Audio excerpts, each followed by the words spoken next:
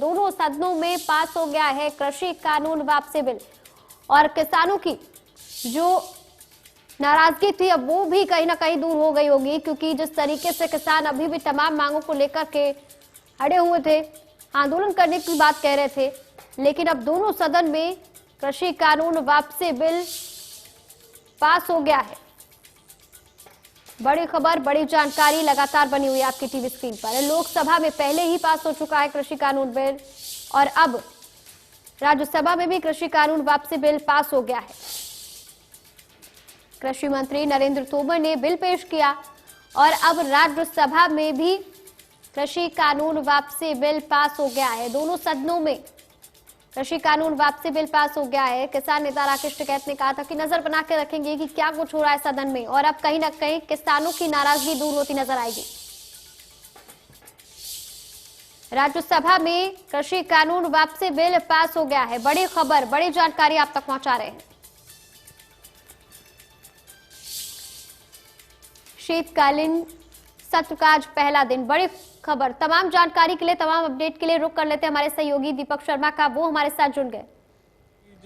पिठोरा मतलब कि दीपक, जिस तरीके से किसानों की नाराजगी अब कहीं ना कहीं दूर हो गई होगी, क्योंकि जो बड़ा फैसला जिसका इंतजार कर रहे थे वो अब आ चुका है। दोनों सदनों में बिल पास हो गया है, क्या कुछ अपडेट है? जी बिल्कुल, दोनों सदनों में ये बिल पास हो चुका है, क्योंकि जिस तरीके से गुरु पर्व पर प्रधानमंत्री नरेंद्र मोदी ने यह ऐलान करा था, उसके बाद कैबिनेट की बैठक में इस पर मोहर लगी थी। उसके बाद अब लोकसभा और राज्यसभा में यह बिल जो है जिसे रद्द करना था, वो बिल रद्द करने का जो प्रस्ताव रखा गया था वो पास हो चुका है। ये कहते हैं कि किसानों के लिए अगर कहा जाए तो हालांकि सरकार तो कह रही है कि उन्होंने तमाम मांगे मान ली है, लेकिन हालांकि किसान संगठन कह रहे हैं कि उनकी ये आधी जीत है, जिसको लेकर के आंदोलन को शुरू किया था। हालांकि मुख्य मुद्दा था ये तीनों कृषि कानूनों को लेकर के, लेकिन किसानों का कहना है कि उनकी आधी जीत हो चुकी है, लेकिन आधी जीत बाकी। उनका कहना है कि हालांकि एमएसपी और इस दौरान जो मुकदमे दर्ज हुए हैं वो वापस लेना है, एमएसपी का बिल लाना है, ये तमाम बातें। लेकिन सबसे बड़ी बात आज की अगर बात की जाए लोकसभा और राज्यसभा में ध्वनिमत के साथ अगर बात की जाए तो जो कृषि कानून रद्द करने का जो प्रस्ताव था वो पास हो गया है। कृषि कानून जो है लोकसभा राज्यसभा में अब रद्द हो चुके हैं, वापिस हो चुके हैं। अब राष्ट्रपति के पास हालांकि ये जरूर जाएगा बिल, लेकिन सबसे बड़ी बात यही है कि इसको लेकर के विपक्ष आज भी सरकार पर निशाना साध रहा है। उनका कहना है कि इस पर चर्चा होनी चाहिए थी, चर्चा के बाद इसको पूरी जगह करनी चाहिए थी, लेकिन सरकार चर्चा नहीं करी। ये तमाम बातें, आरोप प्रत्यारोप लगे, तमाम हंगामा हुआ इसको लेकर के, और इन हंगामों के बीच, आरोप प्रत्यारोप के बीच आखिरकार जो किसानों की जो मांग थी उसको सरकार ने अब मानते हुए तीनों कृषि कानून रद्द करने का जो प्रस्ताव था उसे सदन में रखा था, जो लोकसभा और राज्यसभा दोनों में ही पास हो गया है।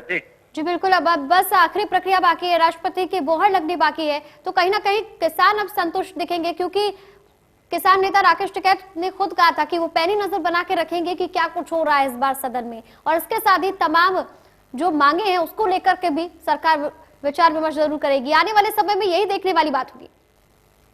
सबसे बड़ी बात यह है कि सरकार जो तीन कृषि कानून का जो मुद्दा सरकार के सामने रखा गया था किसानों के द्वारा, वो तो सरकार ने मान लिया है, लेकिन अब किसान संगठनों ने हम अगर कहें तो एक अब कुछ और मुद्दे साथ जोड़ दिया। एमएसपी का मुद्दा हालांकि बीच में जरूर उठा, एमएसपी को लेकर कानून बनाने की ये बात कर रहे हैं।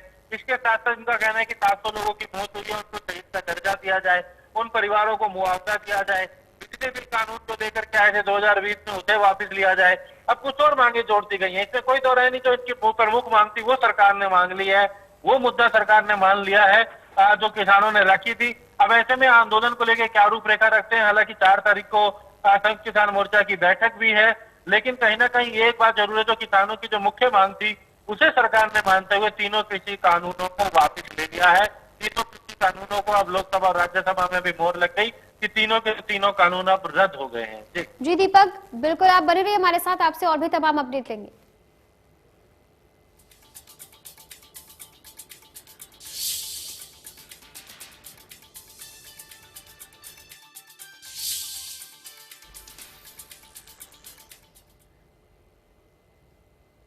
तो दोनों सदन में कृषि कानून वापसी बिल पास हो गया है, इसके साथ ही राज्यसभा में भी कृषि कानून वापसी बिल पास हो गया है। अब जिसका इंतजार था किसानों को वो दिन आ गया, और इसके साथ ही कहीं ना कहीं अब संतुष्ट नजर आएंगे। आने वाले समय में जिन मांगों को लेकर के लगातार अडिग हैं उस पर भी विचार किया जाएगा। तमाम अपडेट के लिए लगातार बने हो हमारे साथ। दीपक, उनका रुख कर लेते हैं।